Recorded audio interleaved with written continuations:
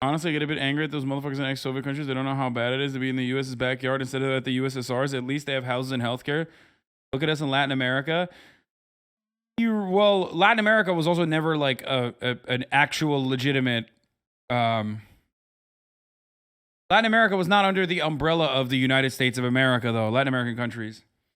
That's another reason why they were fucking awful in their dealings. Yeah, look at that. Home ownership rate in Romania is 96.1%. Hungary, 91%. Slovakia, 90.9%. Laos, 95.9%. Cuba, 90%. Vietnam, 90%. North Macedonia, 90%. Croatia, 89.7%. China, 89.68%.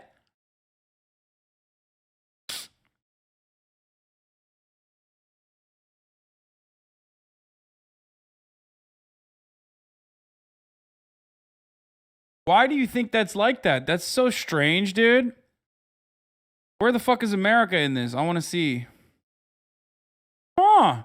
Wait, you mean to tell me China has like 80%, 90% home ownership rate? But wait, hold on. What is this? Hong Kong has 22.1%?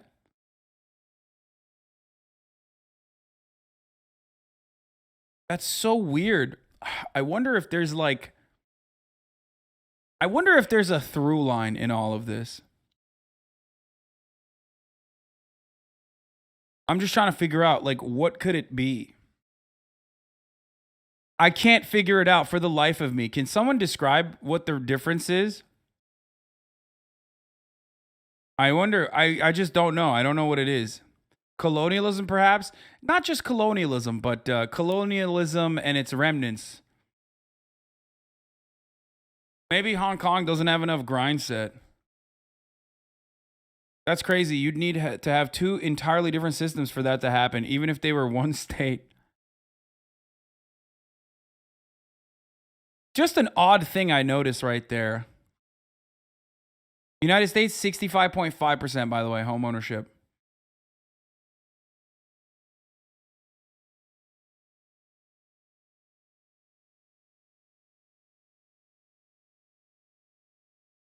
They don't have enough space, so it's a lot of apartment buildings. Oh, that's really interesting. Because, you know, famously in China, apartment buildings don't exist. Or, population density isn't super high in cities in China, whereas it is in Hong Kong. That's right. I never would have thought about that. Also, you can't famously own an apartment in your own building, and that would be a part of the home ownership rate. No, bro, that just means what percentage are fucking landlords, okay? What do you think? Like, you think every Romanian owns like a fucking homestead? Or do you think they own their apartments? Yeah, Singapore's another great example, famously.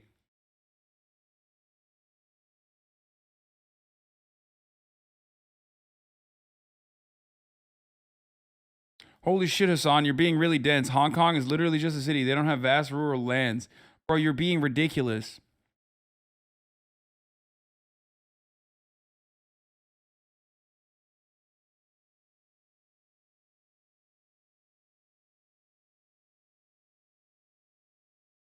It's owner-occupied units, the total residential units.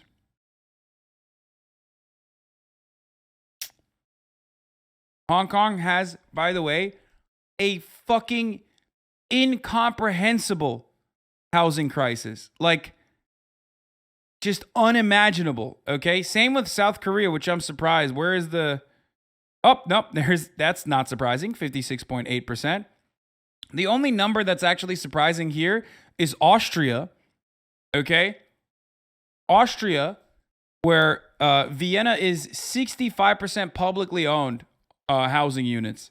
Like 65% of the housing in I think Vienna, if not Austria in its entirety, is supposed to be owned by the government. That is the actual fucking surprising part of this. Red Vienna having a 55% home ownership, owner-occupied units. Unless they're designating like publicly owned housing to be something different.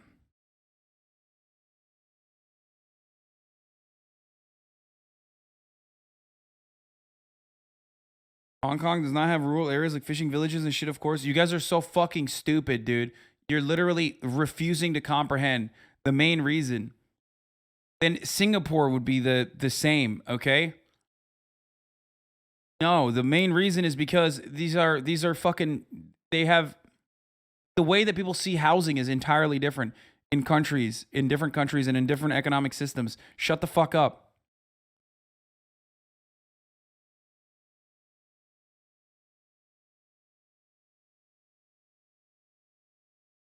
Obviously, the 20% of people that live in rural China make up 400% of China's homeowners. Yeah. Only about half those 65% are actually government-owned in Vienna. The rest is basically co-ops called Genossenschaften. Wait, really?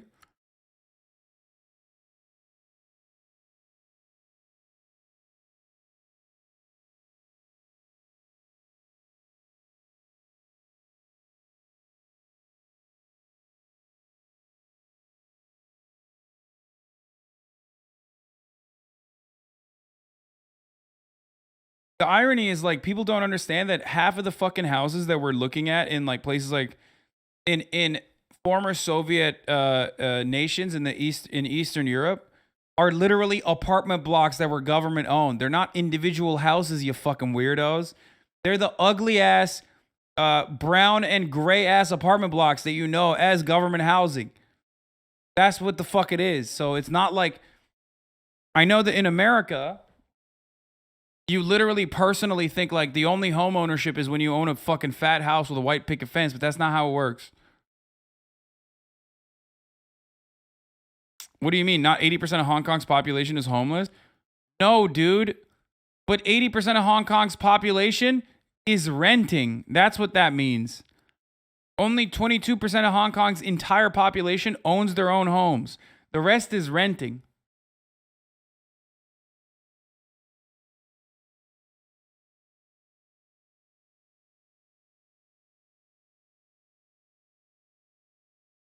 Do you not get that?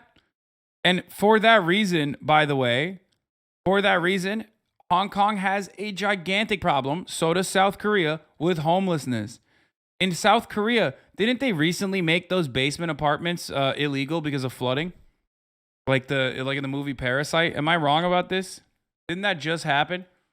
Of course, another way to like lower the number of available units, which is, by the way, a provision that you have to take, for the record, because otherwise people are dying in their fucking apartments when flooding happens. However, instead of increasing the housing supply and finding government-owned housing or other alternatives to housing, they're just, continuing along and trying to offer patchwork solutions.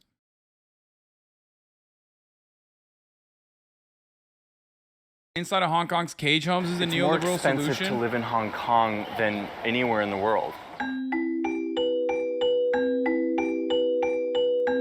Let's take a look at Hong Kong has been. Let's take a look at the neoliberal solution to Hong Kong's housing crisis, which I talked about already. By the way, these are places like, even if you have a culture of taking care of your old people, these are places where old people are just like destined to die. They're just left alone, destined to die. They're no longer productive workers. They don't have enough money to fucking pay for the insane skyrocketing housing. They just fucking leave them. Ranked the least affordable housing market in the world 8 years in a row. That video is from 2018. Yeah, when Hong Kong was, not a part of the gross and disgusting authoritarian Chinese state, of course. So I'm sure that they're going to have a better, more adequate solution, right? Because neoliberal capitalism has a really great solution to housing. And by a long shot. Housing prices are now almost 20 times more than annual income. That means that a household making $50,000 US would, on average, be looking for a house that costs $980,000. And it's getting really bad. Hundreds of thousands of residents now squeeze into incredibly small apartments, most of them no bigger than a parking space. So these are cage homes, which basically fit one person and their belongings. And they basically stack these in a room in order to fit as many people as they can in the room. And yet the price per square foot for these smaller houses just keeps shooting up. I don't understand. What's the problem? I see no issue with this. This is a perfectly amicable solution to the housing market crisis. It's just so silly. I visited these homes. It's called the free market, you fucking cuck. Have you heard of it? Have you taken an econ course? You would understand if you had. To try to piece together an explanation for this trend, and to meet the people who are being squeezed by the world's least affordable real estate market. Look to your future, Americans. Even if you're living in fucking Austin, you little shits in Texas. Oh, we have so much land out here. We're doing great. We're doing fine. Look to your fucking future. Any city that you live in the United States of America is going to look like this inevitably.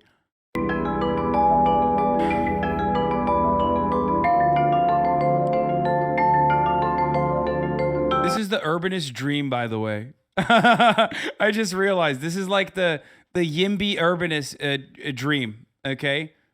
Literally, it's just like I don't understand. There's no issue with this. I did a similar thing in my neo-feudalist San Francisco commune that I worked at. I don't understand. This is just it's called co-living. There's no problem with this. You're so stupid for.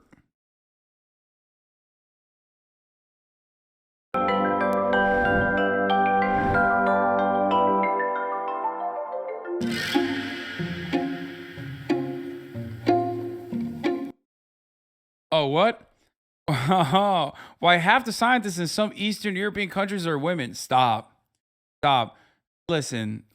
It seems like you're making a lot of propaganda here, okay?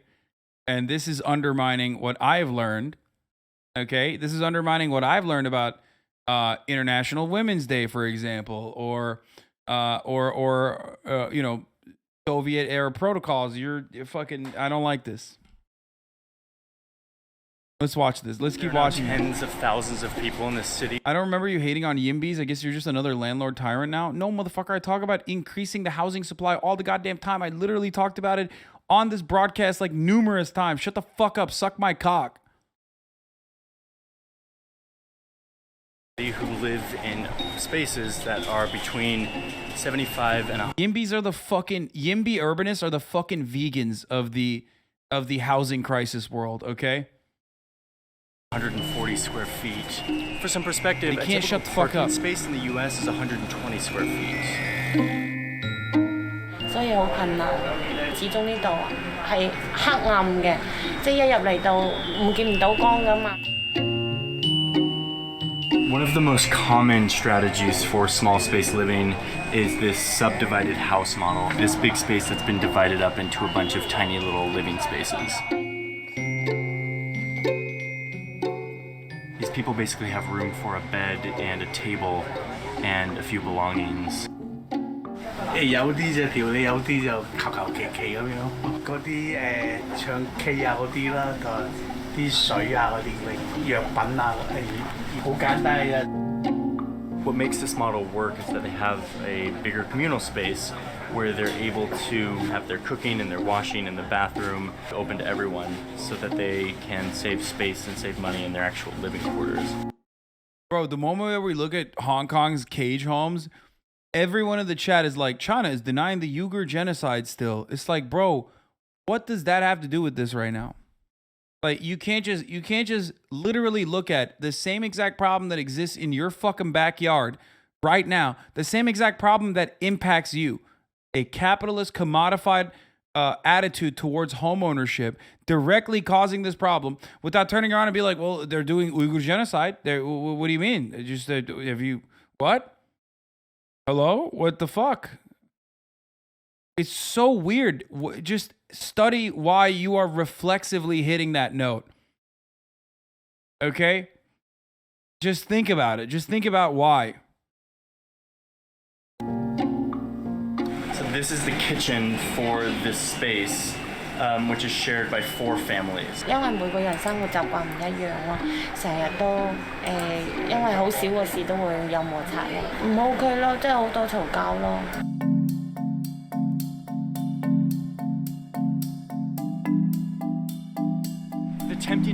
explanation here for why the prices are so high is land scarcity. 7.5 million people crammed into this series of islands.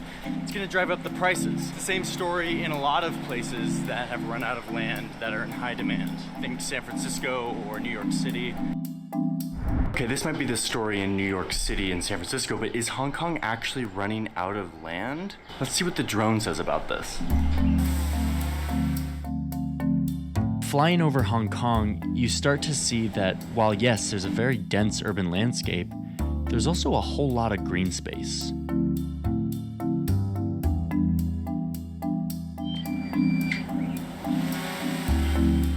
Government land use data says that 75% of the land in Hong Kong is not developed. Now, some of that is mountainous and rocky and not easy to build on, but certainly not all of it.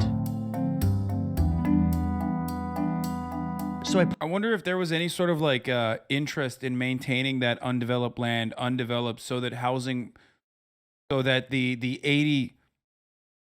22%, like anyone outside of the 22% that owns all the fucking real estate would benefit from that. If there was any like reason why someone would benefit from maintaining the housing market in the way that it is, and forcing artificial scarcity. It's just weird. I don't know. I don't know what it could be. I posed this question about density to two experts. One is a Hong Kong citizen and the other is a 30-plus year resident. Both are advocates for better urban design. Are high prices primarily the result of land scarcity? No. No. It's not. Okay. So there's a land use issue. We could also land as being inefficiently used or conserved. The problem isn't the shortage of land. The problem is bad land management. Land use, land management. What these experts are referring to is that of all the land in Hong Kong, only 3.7% is zoned for urban housing. But it's not because of mountains, it's because of policy. And this gets to the heart of the explanation of why more and more people are living in homes the size of parking spaces. The first thing to note, if you want to understand the real explanation, is that the government owns all of the land in Hong Kong. Well, all except for this one church that the British built here when they ruled it back in the 1800s, and it kind of just escaped the whole government owns all the land thing. So the government owns all the land, and it leases it out to developers, usually for 50 years, in an auction process, where the highest bidder gets the contract. With such scarce and valuable land zoned for housing, real estate companies, more and more of them coming from mainland China with lots of money, will duke it out in these auctions, and will end up at an astronomically high price. Like this plot of land that was just leased out for $2.2 billion. Which set an all-time record for the most expensive land ever leased by the Hong Kong government to a developer. So the way that government zones and leases land is the first part of this. The other part of this explanation has a lot to do with taxes. If you're the type of person who navigates away from this video when you hear the word tax policy, stay with me here. This place loves low taxes. It's a great place to do business. Yeah, it's so I wonder if there's like any sort of remnants of like who Hong Kong belonged to for, that church. Let's think about that church for a second, and let's think about the British government, what kind of attitude they had, what kind of economic organization of society they believed in. I'm sure this does not factor into the difference between Hong Kong and the rest of mainland China. Because the corporate tax is low, no value-added tax, no sales tax. That's right. You fucking nailed it. Irish influence strikes again, even though Ireland is technically used as a tax haven. But low taxes, that's embedded into the fabric of this place. Look at all those low taxes doing their work, building up those skyscrapers, slapping on those bank logos all over town. So if the government isn't getting revenue from taxes, it really needs it from another source. And in the case of Hong Kong, that source is land sales. So a lot of the government revenues here driven by land revenues. Please, Hasan, explain it I don't know why. I'm begging you. Dude, everything I'm saying, just think of the opposite, okay? I'm being sarcastic. Like, I'm already explaining it by saying, I wonder why. He's already describing it to you.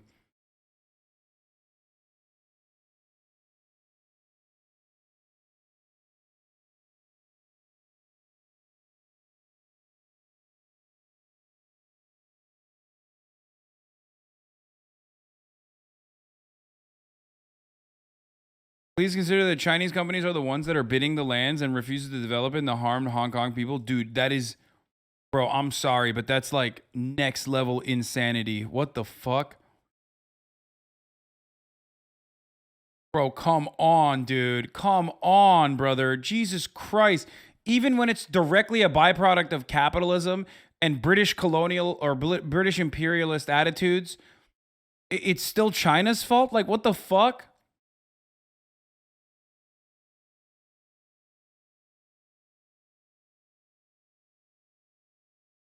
That's wild.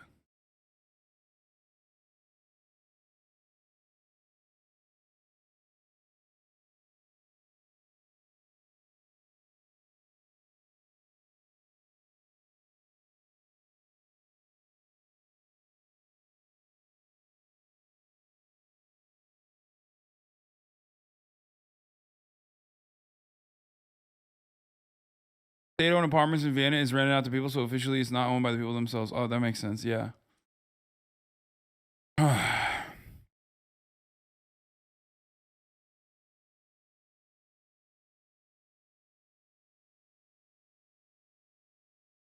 Okay.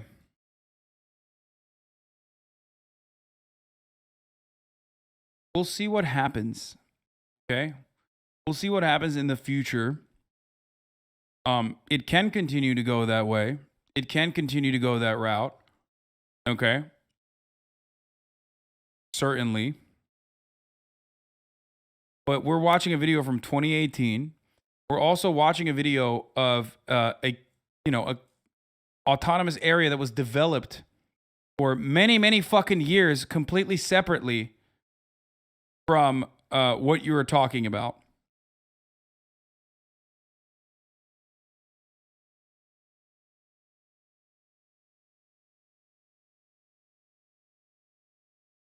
Specifically trying to blame China for Hong Kong in this regard is kind of wild.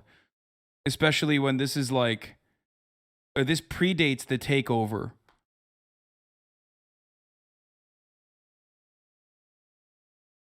And it's about 30% of government public. Especially when the irony is like, this is happening in London. This is happening in Los Angeles. This is probably happening in your city too. And you could turn around and be like, China's doing that too. They're buying a lot of, Chinese nationals are buying a lot of housing. But no emphasis is placed on the local government in this regard. Like, are you fucking insane? Oh man, it's so crazy. It's wild that China is like fucking ruining the housing market. Just like it was wild when China stole all the jobs. You know, because these corporations weren't being operated by individuals. They just stole the jobs at gunpoint. They just came over and put a gun to the fucking temple of every wealthy person and said, hey, you're going to outsource your fucking manufacturing to us. Crazy. It's crazy when China did the 2008 housing market crash. The other day, I stepped on a Lego. That was directly the fault of Xi Jinping. Did you know this? Literally. I stubbed my toe. Xi Jinping. CCP. It's so fucked up and so wild. Top of the hour ad break that comes at the top of the hour, sometimes at 3:20 instead of the top of the hour because I forgot to run it at the top of the hour. Also Xi Jinping. However, subscribing for $5 or for free with a Twitch Prime to avoid the top of the hour ad break, not Xi Jinping. That's America, baby. That's capitalism. But that's still the truth. You can avoid the top of the hour ad break by subscribing for $5 or for free. Türkler geldi. SA. Oh shit, who just fucking raided? Who's raiding me?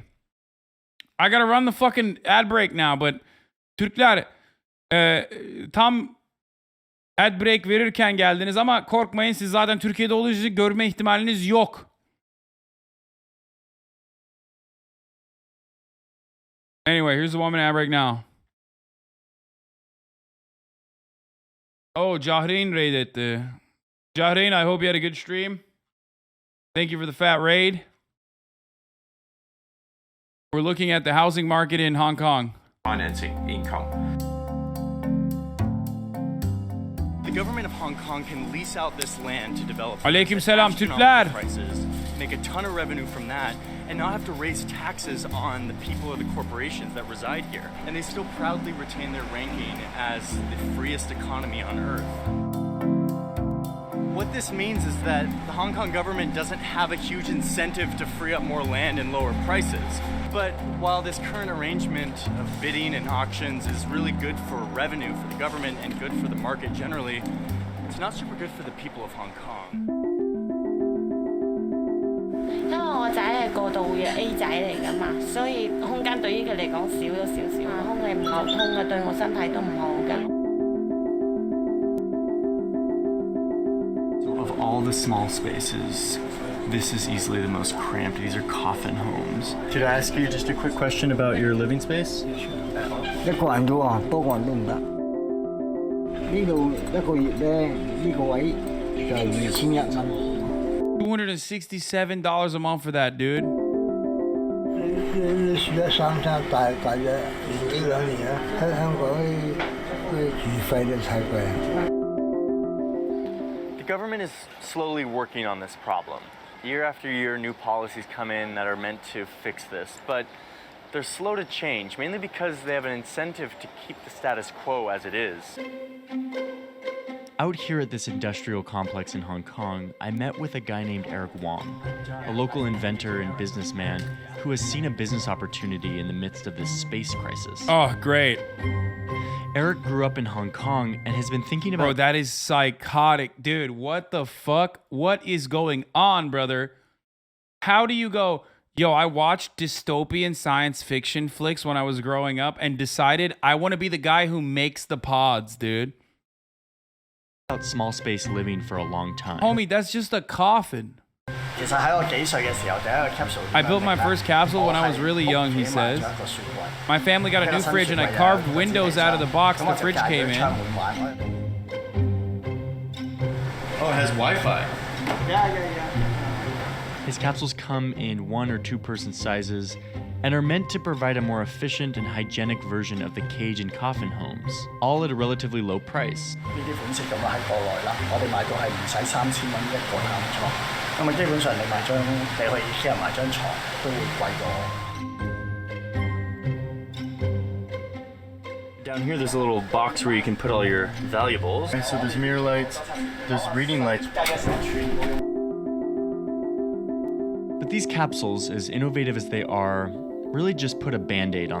Yo, you know what's really funny is that, I mean, this, like, Americans looking at Hong Kong's dire situation, okay? Going, oh man, that's so crazy. I can't believe the motherfuckers live like this. That's crazy. It must be because of China or whatever. Don't realize that, like, you know, this is coming to your backyard, bro. This is San Francisco's probably like, this is a great idea. We should ship out a bunch of these. On this housing problem. They don't serve as a real solution. A real solution would need to come from something that's much less profitable and fun to look at.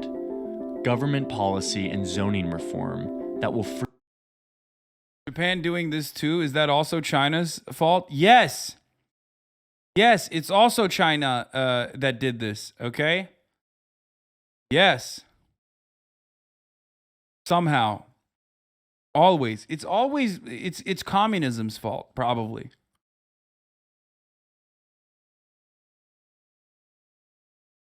Oh no, Suez Canal is down. Navigation stops in Egypt's Suez Canal after ship runs aground. Oh my lord, dude. Here we go again, boys.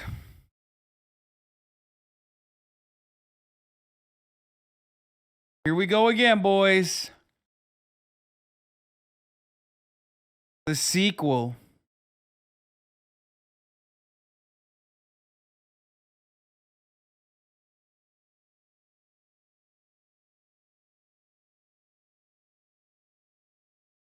Free up more land and put the interests of the people above the interests of the market. This guy says, let's watch a Turkish economy documentary. Oğlum sen manyak mısın? Direkt olarak öldürmek mi istiyorsun Türkleri burada? Zaten yaşıyorlar her gün. Ne dokümenterisi lan? Adam Twitch'e geliyor kaçmak için. Ondan sonra diyorsun ki yok hayır göster Türklere tekrar. Ne kadar yarak yediklerini. But until the government can make that happen, people in Hong Kong will continue to squeeze into smaller and smaller spaces. Anyway, okay, so he did at least like admit it.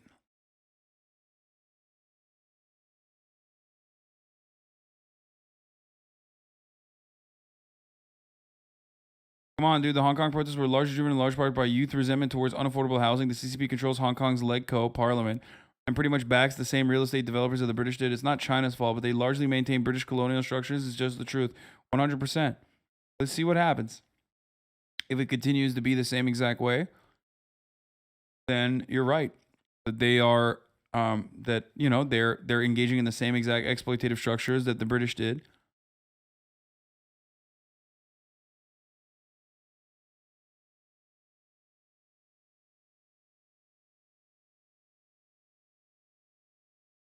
Yep. Fucking, this is incredible.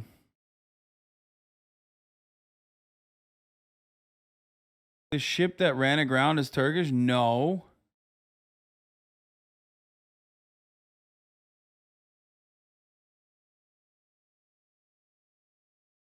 How does this keep happening?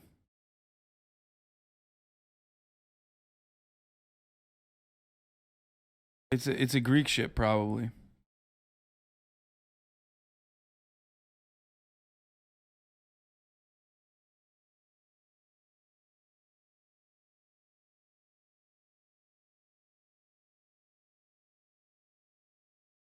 The flag is right there. Dude, that's not the Turkish flag. What the fuck do you mean?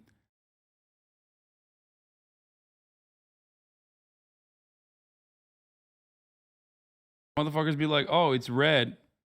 And it's got a fucking... It's red. And it's got a crescent on it. Must be Turkey. No, it's Singapore, but...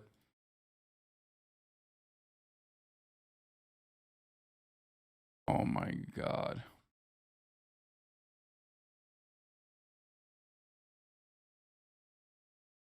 Quite simple. Rundown ships and rundown crews, inevitability of technological failure in general. To be fair, Singapore does belong to Turkey. So...